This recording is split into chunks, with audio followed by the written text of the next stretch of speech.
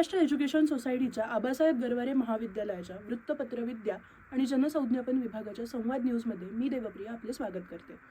आज आम्ही आपल्यासाठी घेऊन आलो आहोत आमच्या महाविद्यालयात राबवण्यात आलेल्या कम्युनिटी एंगेजमेंट प्रोजेक्टची झलक. 15 दिवसांच्या या प्रकल्पाअंतर्गत विद्यार्थ्यांनी विविध स्वयंसेवी संस्थांसोबत काम करून समाजाशी संवाद साधला. या अनुभवातून विद्यार्थ्यांनी समाजातील समस्या समजून घेतल्या आणि त्या सोडवण्यासाठी आवश्यक असणारी कामे समजून घेण्याचा प्रयत्न केला. या अनुभवांची एक मोठी शिदोरी घेऊन त्यांच्या जाणीवा अधिक प्रगल्भ झाल्या. हे बातमीपत्र म्हणजे या प्रवासाचा आणि समाजासाठी केलेल्या कार्याचा एक आढावा आहे.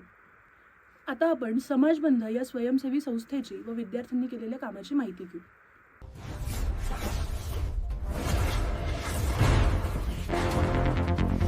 ही संस्था दुर्गम आणि वनवासी भागातील महिलांच्या आरोग्यासाठी आणि समाजात सकारात्मक बदल घडवण्यासाठी कार्यरत आहे. समाजबंध ही स्वयंसेवी संस्था रायगड जिल्ह्यातील उद्धर येथे आहे. ही संस्था पुणे, गडचिरोली आणि रायगड या भागांमध्ये कार्यरत आहे. या संस्थेचा मुख्य उद्देश महिलांना आरोग्यविषयक माहिती देणे, मासिक पाळीबद्दल जागरूक करणे आणि गरजेच्या साधनांची मदत करणे हा आहे. ही संस्था गावांमध्ये जाऊन महिलांशी संवाद साधते, त्यांना आरोग्यविषयी माहिती देते आणि सॅनिटरी पॅड्स वाटप देखील करते. हे पॅड जुन्या कापडांपासून बनवले जातात आणि गावातील महिलांच्या मदतीने तयार होतात. त्यामुळे त्यांना रोजगार देखील मिळतो आणि पर्यावरणाचे संरक्षण होते. समाजबंधच्या प्रयत्नांमुळे दुर्गम भागातील महिलांचे जीवन सुरक्षित, सन्मानयुक्त आणि आरोग्यपूर्ण बनत आहे. दुसरी स्वयंसेवी संस्था आहे शेल्टर असोसिएट्स. शहराचा विकास झपाट्याने होत असताना अनेकदा झोपडपट्ट्यांकडे दुर्लक्ष केले जाते. मात्र शेल्टर असोसिएट्स ही संस्था या वस्त्यांनाही शहराचा महत्त्वाचा भाग म्हणून मूलभूत सुविधा पोहोचवण्याचे काम सातत्याने करते. या संस्थेच्या कार्याबद्दल ऐकूयात या संस्थेच्या सदस्याकडून. नमस्कार, माझं नाव धनश्री गुरव. मी असोसिएट एक्झिक्युटिव्ह डिरेक्टर म्हणून शेल्टरबरोबर काम करते आणि साधारण संस्थेबरोबर म्हणजे 10 वर्ष झाले मला. आणि एकूण कामाचा एक साधारण अनुभव जो आहे तो एक 20 वर्ष वेगवेगळ्या सामाजिक विषयावरती घेऊन काम केलेलं आहे. त्याच्यामध्ये सॅनिटेशन, रिसर्च या सगळ्याचा समावेश राहिलेला आहे. आमचा उद्देश मुख्यतः हा आहे की आम्हाला लोकांपर्यंत पोहोचावं आणि त्यांना चांगलं आयुष्य कसं जगता येईल याच्यासाठी प्रयत्न करावं. रिसेंटली आम्ही मेन्स्ट्रुअल हायजीनच्या सारख्या महत्त्वाच्या विषयावरती पण हात घातला आहे की आपल्याला पाळी कशी येते, काय येते आणि त्याच्याबद्दलचे खूप गैरसमज पण असतात की पाळीत हे करायचं नाही किंवा याला हात लावायचा नाही. तर हे सगळे जे गैरसमज आहेत, पाळी नेमकी कशा पद्धतीने येते, शास्त्रीय पद्धती त्याच्या जाणून घेतल्या पाहिजे. ती सुरुवात म्हणून आम्ही वस्तीतल्या, कारण आम्ही वस्तीच्या लोकांसाठी काम करतोय, त्यांच्याबरोबर काम करतोय, तर आम्ही हा मुद्दा वस्त्यांमध्ये घेऊनही आत्ता गेलेलो आहोत. आणि खूप जास्त पद्धतीनं म्हणजे मला वाटतं 3,500च्या वर नाही 3,700च्या वर महिलांनी आता स्विच केलं आहे काप वापरायला. 28,000हून 28,027हून जास्त शौचालय आम्ही वस्त्यांमध्ये बांधली आहेत. हा सगळा त्या सगळ्या कामाचा इम्पॅक्ट आहे. आणि आम्ही हेच बघतोय की ॲक्च्युली शहर म्हटलं की एक काय म्हणतात त्याला, शहरातली सगळीच जी जैवव्यवस्था आहे ती एकमेकांवर परस्परावलंबित्वाच्या भूमिकेत नसते आणि ते असायला पाहिजे शहरामध्ये. आणि त्याच्यासाठी म्हणून खूप प्रामुख्याने आम्ही काम करतो. शेल्टर असोसिएट्सच्या उपक्रमांमुळे झोपडपट्ट्यांमधील नागरिकांना मूलभूत सुविधा, सुरक्षितता आणि सन्मान मिळतो. पुढची संस्था आहे ओलावा. आपण नेहमीच थोरा मोठ्यांकडून ऐकत आलो आहोत की माणुसकी हाच सर्वात मोठा धर्म आहे. हीच माणुसकी जपली जाते पुण्यामधील ओलावा वृद्धाश्रमात. ओलावाची थोडक्यात माहिती देत आहेत संस्थेतील एक सदस्य. आपण हे आश्रम कधीपासून चालू केले आणि आश्रम चालू करण्यामागचा हेतू काय होता? मी ओलावा आश्रम 2000 साली चालू केला. ॲक्च्युली आश्रम चालू करण्यामागे माझं 2 गोष्टी होत्या, द्रव्य आणि दुवा. दोन्ही मला हवं होतं. तर माझ्यावरती काय अशी वेळ आलेली होती की मला आश्रमासारखं काम चालू केलं तर मी मानसिकदृष्ट्या सक्षम झाले असते आणि आर्थिकदृष्ट्या थोडी सक्षम होऊ शकले असते.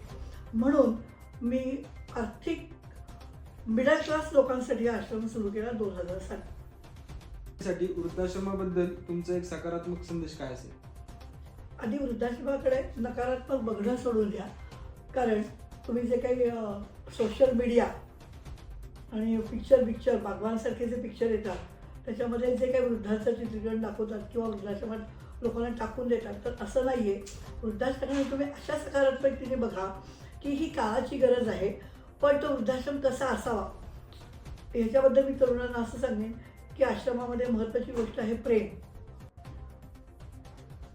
प्रेम दिल्याशिवाय तुम्हाला वृद्ध माणसाला काय हवं, उत्तम जेवण तर हवंच आहे, पण प्रेमाची गरज आहे, स्वच्छता हवी आहे आणि त्यांचं मानसिक हल्ली जे मानसिक आजार होतात तर त्यांना सातत्याने बोलतं करता आलं पाहिजे. भांडू देत, चिडू देत, ते सगळं घरी केलं की वादाचं कारण होतं, इथे केलं की ते वादाचं कारण होत नाही, ते लगेच शमतं. कारण परत संध्याकाळी त्या एकमेकीशी बोलायला जातात. घरामध्ये तेढ ठेवतात कधी कधी. सून म्हणते ह्याने आमच्यासाठी काय केलं, सासू म्हणते हिने मला काही दिलं नाही. खूप खूप गोष्टी आहेत त्याच्यामध्ये बोलण्यासारखं, खूप गोष्टी आहेत. पण सगळ्यात आश्रमात महत्त्वाचं काम काय असतं, जेव्हा माझ्यासारखी लेडीज चालवते तेव्हा मला कष्ट करणाऱ्या लोकांची वाटतं. मग तुम्ही खूप इथे कष्ट केले आणि वृद्धांशी तुम्ही छान बोललात, गप्पा मारलात, त्यांच्यात रमलात, खेळलात, हे फार छान केलं. 15 दिवसाचं मला तर तुमच्याकडून खूप सॅटिस्फॅक्शन आहे. Thank you so much. प्रत्येक व्यक्तीला मानसिक आधाराची गरज असते, तोच आधार देण्याचं काम करतं हा ओलावा वृद्धाश्रम. पुण्यातील कोथरूड येथील अबनॉर्मल होम ही संस्था विशेष मुलांच्या सर्वांगीण विकासासाठी कार्य करत आहे. अबनॉर्मल होम हे एक विकासात्मक केंद्र असून येथे विशेष मुलांसाठी सुरक्षित आणि समर्पक वातावरण उपलब्ध करून दिले जाते. या केंद्रात मुले त्यांच्या स्वतःच्या गतीने शिकू व विकसित होऊ शकतात. मुलांचे academic skills, motor skills, social interaction आणि कॉन्फिडन्स वाढवण्यासाठी विविध शैक्षणिक व विकासात्मक उपक्रम राबवले जातात. प्रत्येक मुलाच्या वैयक्तिक गरजांकडे विशेष लक्ष दिले जाते. कामाच्या प्रक्रियेत विद्यार्थ्यांना दैनंदिन अभ्यासात मार्गदर्शन करणे, ॲक्टिव्हिटीजमध्ये मदत करणे आणि कार्य पूर्ण करण्यासाठी त्यांना पाठबळ देणे यावर भर दिला जातो. परस्पर संवादातून आणि नियोजित उपक्रमांद्वारे मुलांमध्ये स्वावलंबन, शिक्षण आणि सकारात्मक वर्तनाला प्रोत्साहन दिले जाते. अबनॉर्मल होमच्या संचालकांकडून अधिक माहिती घेऊया.